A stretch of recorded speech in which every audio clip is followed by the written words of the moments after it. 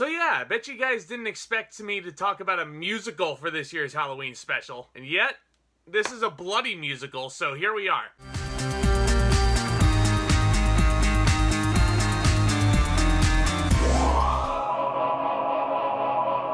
Sweeney Todd, otherwise known as Sweeney Todd, the Demon Barber of Fleet Street, was directed by Tim Burton, a director who you guys have requested I talk about a lot for this year's special. And this came out in the year 2007. This movie turns 15 years old this holiday season, which is crazy to think about, which is my personal favorite from musician and lyricist Stephen Sondheim, who passed away a year ago. Now, a lot of you know Sondheim for West Side Story, which had a movie come out last year, which I think is vastly superior to the original movie, as well as Into the Woods, which had a movie adaptation in 2014. But Sweeney Todd, I feel like, is his darkest and his best story. We're set in Victorian London in the year 1846, and one authority figure is evil Judge Turpin, who's played here by Alan Rickman. He lusts for the beautiful wife of a London barber, and he transports this barber to Australia for a crime he did not commit. Now this barber, played by Johnny Depp, returns after 15 years and puts himself under the pseudonym Sweeney Todd. And he's a raving madman who vows revenge, applying his razor to unlucky customers,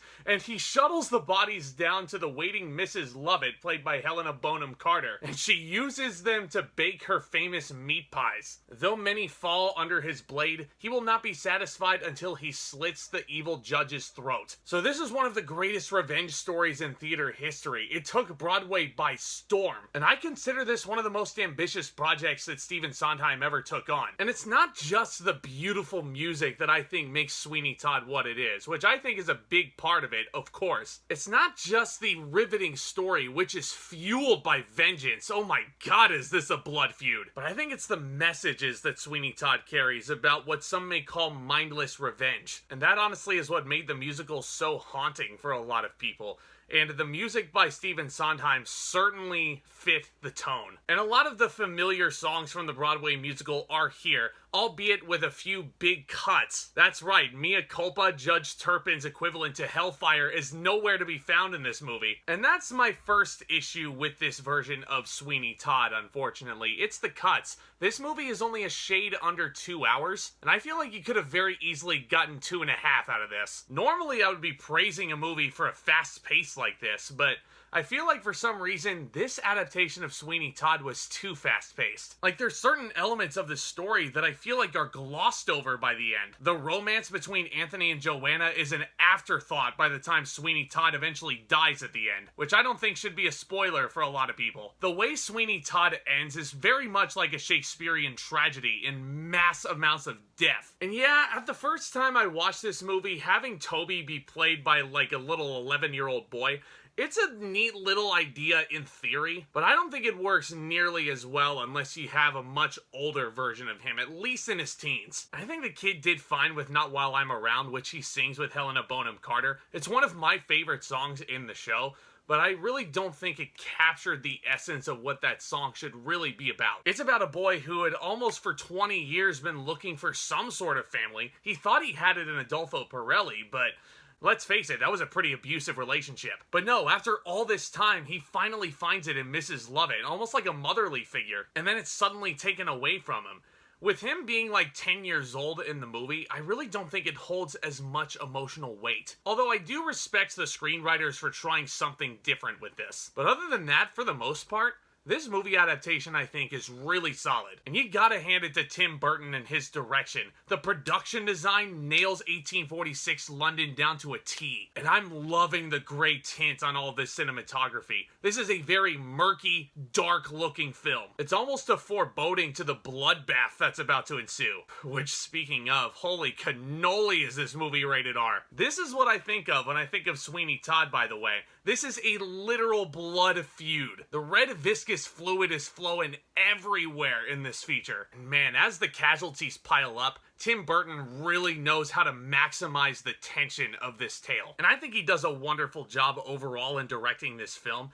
And I think he also does a solid job for the most part selecting his cast for this. Namely with Johnny Depp as our titular character. And honestly, this may sound like a hot take because Johnny Depp is an absolute legend, but this may be the strongest performance of his entire career. The work he put into this project, the vocal lessons he was taking, he sounds amazing in these musical numbers, might I add. And his dedication to his craft is second to none. It's roles like this that are part of the reason why I love Johnny Depp so much. I know a lot of people love him as Captain Jack Sparrow. I know a lot of people love him as Edward Scissorhands, but I think this may be Johnny Depp's best achievement yet. And sir, I cannot wait to see what else you do in the future. You are an inspiration. You gotta respect the man for the hard work he put into it.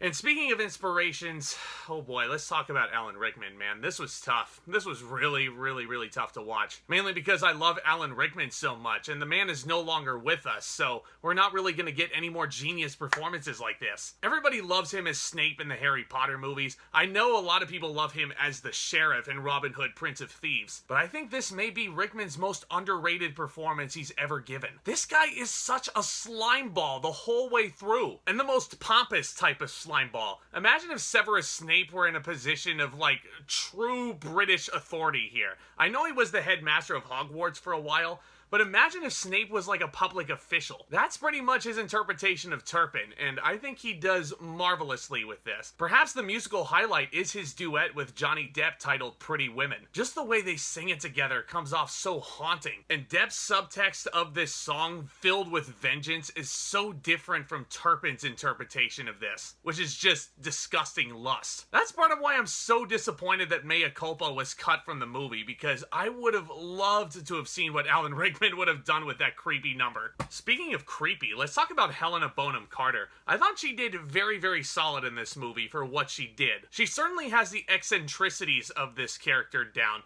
and she certainly adds a lot of charm to the movie as a whole. But that being said, I don't think she holds nearly enough of a candle to what Angela Lansbury did with this role on Broadway. She was the originator. She knew what she was doing with the part, and Carter had some lofty shoes to fill. I think she does very, very solidly for the most part here. All these actors are great. Sacha Baron Cohen, very, very fun, albeit brief appearance as this rival barber that Todd competes against at some point. Jamie Campbell Bower as Anthony Hope also really does not get enough credit here. His solo outing, known as Joanna, very, very haunting lyrics, but even though he's the romantic hero, you just can't help but, like, want him to get the girl, you know? It's weird. I don't really know how to explain it. I mean, the lyrics are certainly, they're very questionable. There's a certain amount of boyish charm there from Jamie Campbell Bower. There's enough innocence in there to really get behind him and really feel sorry for him, and I think he does really solidly as well.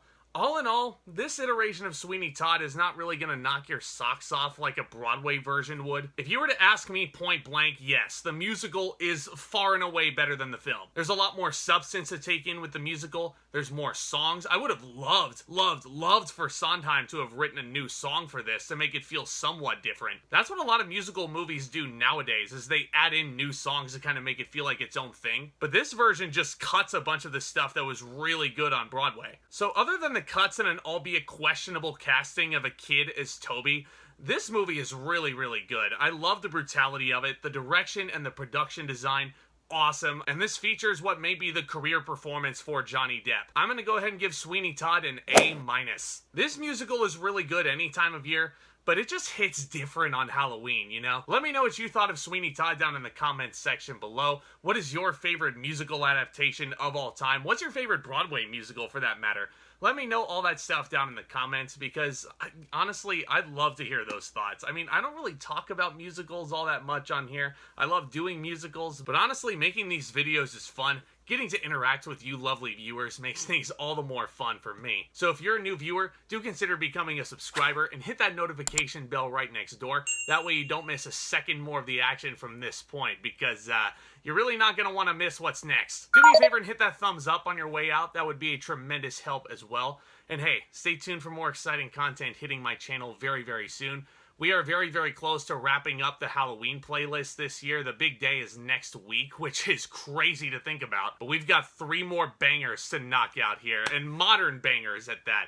The first one, I would consider a modern horror masterpiece in storytelling with one of the most satisfying endings of all time. We're gonna look at Get Out. Can't wait to share my thoughts on that movie and much, much more, as well as all the new releases going through to the end of this year, which is looking a lot more stacked than I was envisioning. But guys, thank you so much. Y'all are the best. And with all that being said, Back Talk commence!